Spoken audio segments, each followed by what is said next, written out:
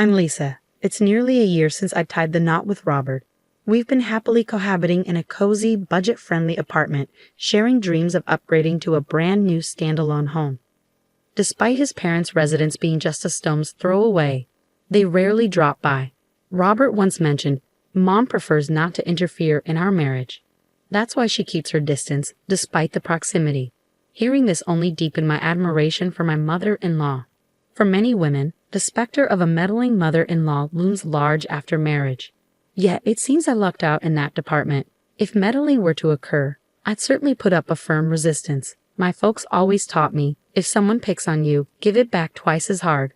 Then they'll think twice about crossing you again.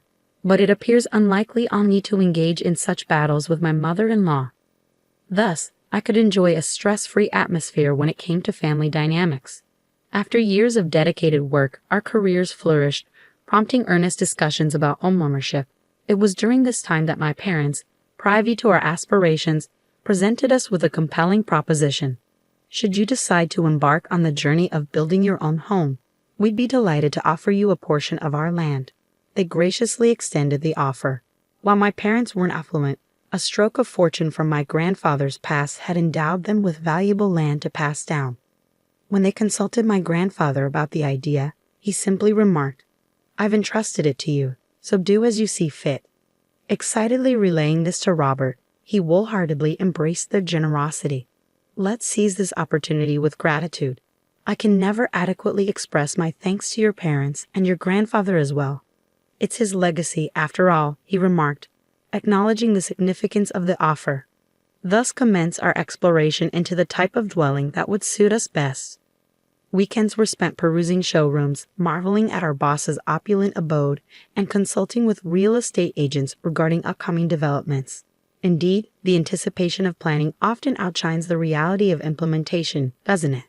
However, our idyllic reverie was abruptly interrupted by a phone call from my mother-in-law. As Robert fielded the call, it became evident that she had somehow caught wind of our aspirations for a new home. With a tone that hinted at unexpected expectations, she proposed, "If you're considering building a house, why not make it a duplex so we can reside together?" Her proposal left us both speechless. It had never crossed our minds that my mother-in-law, who had been largely uninvolved in our affairs, would express a desire to cohabit in a duplex. After a brief moment of stunned silence, Robert offered a vague response, opting to sidestep the question altogether. His reaction wasn't unexpected. The notion of a duplex hadn't even registered on our radar. Our plans had centered around creating space for a future child, and the prospect of redoing everything from scratch was daunting. Yet, outright rejection of the idea risked straining our relationship with my mother-in-law. I shared Robert's bewilderment. We had committed to monthly family dinners at her place, and during one such gathering, she seamlessly picked up the conversation where we had left off. Even with Robert's brother, Mark, being a single father, she began, "Have you given any more thought to our discussion about the duplex? I truly believe it's a wonderful idea. What are your thoughts? We're more than willing to pitch in financially, and selling our current place should fetch a decent sum. Plus, with kids on the horizon, wouldn't it be beneficial to have us right next door for any emergencies?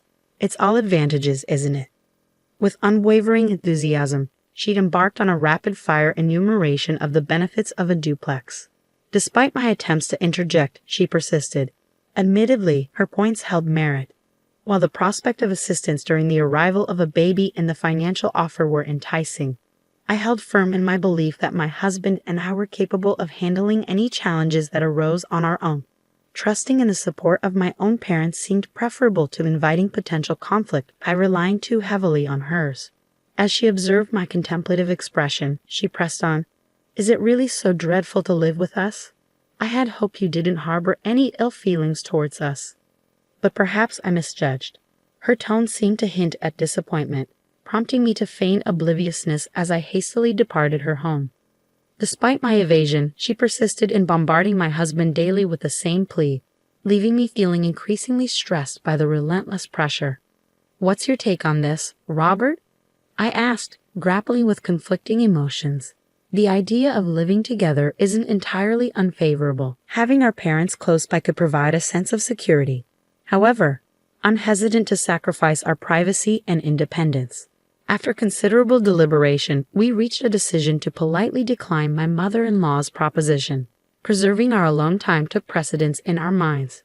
We resolved to convey our decision with clarity, hopeful that my mother-in-law would comprehend our perspective. As we made our way to my mother-in-law's house for our monthly family dinner, we braced ourselves to share our decision with her. However, before we could articulate our thoughts, she interjected, "Oh, regarding the duplex, we've already started making arrangements." Stunned, we exchanged puzzled glances. "What?" I managed to utter, only to be interrupted once more. "And to top it off, Mark will be moving in too. You know, being a single dad is tough. Let's lend him a hand with the child. Besides, gaining some experience with children will be beneficial when you start your own family. Don't you agree? You should definitely consider it." Her unexpected announcement left us dumbfounded, and we found ourselves so taken aback that we completely lost track of our original purpose for visiting. In the face of our silence, my mother-in-law interpreted it as agreement and proceeded with the construction of the duplex, consulting my father-in-law and brother-in-law along the way. Despite our attempts to express our dissent, our concerns were repeatedly brushed aside with dismissive remarks like, "We're busy at the moment, let's discuss this later." As the plans for the duplex gained momentum, the financial burden fell on our in-laws, relieving us of a significant expense. However, the realization dawned that not only would we be sharing a residence with our in-laws, but also with my single father brother-in-law, necessitating our involvement in caring for his child. The weight of the situation bore down heavily on me, and my husband's resignation only added to my despair. "We're powerless to stop it now. Let's just accept it," he conceded, his defeatist attitude echoing my own feelings of futility. Reluctantly, we pressed forward, finalizing the blueprint and deliberating over interior details like tiles and flooring. Typically, at this juncture, we should have secured the necessary funds. However, the promised financial assistance from my in-laws was conspicuously absent. Frustrated, my husband reached out to his mother, only to be met with a request for immediate financial aid in lieu of the promised funds. "Could you cover it for me? I'll repay you within a month," she pleaded. "Fine," he acquiesced. Though the funds were unavailable at present, the project forged ahead, rendering any attempt to halt it futile at this stage. Robert and I were barely scraping by to cover the expenses ourselves, but resorting to such measures seemed unnecessary. The selfish behavior of my in-laws ignited fury within both of us. "You talk about covering the cost as if it's pocket change," Robert erupted at his mother. "Oh, come on," she retorted. "She'll pay it back in a month. Has she ever deceived you?" Suddenly, my brother-in-law interjected. Taken aback by his interference, Robert reluctantly agreed to wait for a month for the payment and began eagerly anticipating his mother's transfer. Feeling conflicted, I decided to seek counsel from my parents about the situation. The following day, I sought solace and guidance at my parents' home, grappling with the dilemma and hoping for a way to put the plans on hold. Expressing our predicament, I questioned whether we could postpone the project. In response, my parents offered a reassuring solution. "We had always intended to give you that land, and if they're committed to paying later, we'll cover the expenses," they assured me. Overwhelmed with gratitude, I sought confirmation. "Truly? Are you certain?" "Absolutely, dear. Your happiness means the world to us. Don't sacrifice your dream home for the sake of your future children. Let's not allow this multifamily arrangement to come to fruition," they affirmed, their words comforting me deeply. Touched by their unwavering support, tears welled up in my eyes. My mom, with a mischievous grin, chimed in, "Besides, if they're always around, it'll make it difficult for me to visit, won't it? And I intend to spoil all the grandkids myself." With my mother's assistance, construction progressed smoothly, and at long last, our dream home stood complete. However, a month passed without any financial contribution from my in-laws. To our surprise, they began moving their belongings in ahead of us. A peculiar situation indeed for a supposed duplex. Where was our designated space? Since the funds for a duplex were never transferred, we hadn't constructed one. Consequently, there was no room reserved for them, yet they began occupying the area we had earmarked for our future children. To compound matters, my mother-in-law proceeded to host a housewarming event, inviting her friends under the pretense of showcasing our dream duplex. It's a cozy space, albeit compact, but the garden is delightful. We're even planning to cultivate a vegetable patch. When the harvest comes in, I'll share some with you, she boasted, as though they had contributed financially to the project. Oblivious to the truth, her friends admired the house before departing. After their move-in and a period of settling, 2 months elapsed with no payment from my in-laws. Despite Robert's confrontations, their response remained the same. Soon, very soon. This pattern persisted for 3 months, then half a year, without any change. To exacerbate matters, my mother-in-law abruptly declared, "We've decided against selling our house.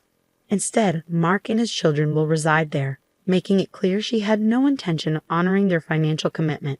Yet, I wasn't taken aback. My husband and I had previously speculated that she had no intention of paying us.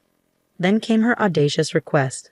"I've noticed the house feels a bit crowded with you two living here. Would you mind vacating? I occasionally have friends who want to stay over, and I'd like the flexibility to use the space as I please. Doesn't that sound reasonable?" In response, Robert's tone grew firm as he asserted, "That wasn't the agreement. Why should we have to leave our own home? Both of you are employed and rarely at home. Besides, since you don't have children, it shouldn't pose an issue. Moreover, Lisa's family is affluent, right? Surely you can afford to build a new house." I was left speechless by my mother-in-law's brazen remarks, and my husband shared my disbelief. "You haven't fulfilled any of your financial commitments as promised. Did you ever intend to?" he challenged. "What choice did I have? I wanted to provide a home for my son, a single father, and his precious children," she retorted, growing increasingly agitated. Realizing the futility of the situation, we retreated to our bedroom that night to discuss our options. If this continues, my mother and her family will undoubtedly attempt to evict us and take over the house. I voiced my fears. "Sadly, I think you're right," my husband concurred, his frustration evident. The following days brought a barrage of verbal attacks from my mother-in-law, accompanied by relentless harassment. "If you want to avoid being bullied as a daughter-in-law, you'd better leave promptly. This is what they call mother-in-law versus daughter-in-law drama," she taunted. Confronted with the reality of our predicament, I regretted underestimating the situation. However, determined not to be a passive victim, I resolved to take action. A month later, after strategizing with my husband, parents, and grandfather, we devised a plan. We made the decision to vacate the house in order to execute our plan. With resolve, my husband informed my mother-in-law, "We're moving out. You'll have the freedom to entertain your friends as you wish. It'll make you happier that way." Her face lit up with delight at the news. We opted to relocate to a newly constructed apartment that had caught our eye, returning to the realm of renting. "It's reminiscent of our early days as newlyweds," my husband remarked, reflecting on the peaceful life we once enjoyed in a similar setting. A week later, the phone rang, and I overheard my husband's conversation. "I understand. That's fantastic news. When can we expect it?" I was certain our plan had succeeded.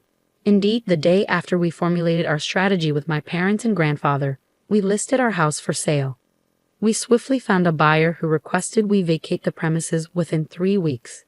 Seizing the opportunity while my mother-in-law was absent, we opened our doors to acquaintances, colleagues, and interested parties seeking to view the house. The call we received today was from a family who had decided to purchase it. We arranged for 2 spacious trucks and coordinated with movers to swiftly load our belongings and furniture onto them.